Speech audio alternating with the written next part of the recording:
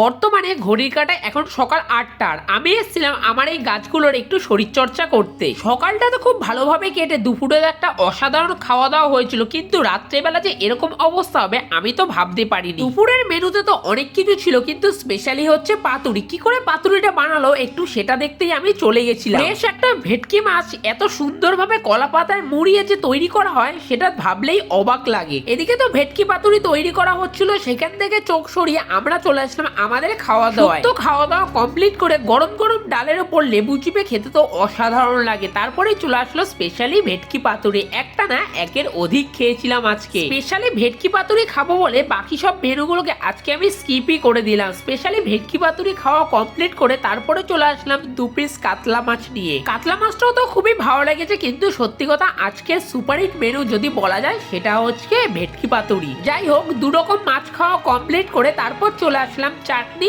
পাঁপড় আর তার সাথে ছিল হচ্ছে টক মিষ্টি দই। স্পেশালি এই টক মিষ্টি দইটা আমাদের এই চত্বরের মধ্যে সব থেকে ভালো পাওয়া যায় হাবড়াতে। তারপর গোলাপ জামুন খেয়ে বাড়ি ফেরার পথে রওনা দিলাম। সন্ধ্যেবেলা বেরিয়ে গেছিলাম একটু বাজারের দিকে, আর বাজারে গিয়ে এই চপ তেলে ভাজার থেকে চোখ সরিয়ে চলে আসলো চোখটা মিষ্টির দোকানে একটা আইসক্রিম খাওয়ার জন্য, যার দাম নিয়েছিল 10 টাকা। রাত্রেবেলার ভুড়ি ভোজের জন্য নিয়ে এসেছিলাম মোমো, কিন্তু এই যে এত অখাদ্য মোমো এটার বলে বোঝানোর মতো নয়। এটা নিয়ে আমি একটা শর্ট ভিডিও বানিয়েছি, তোমরা সেটা চাইলে অবশ্যই দেখতে পারো। দেখা হচ্ছে পরের দিন এরকম সারাদিনের কিছু ঘটনা নিয়ে।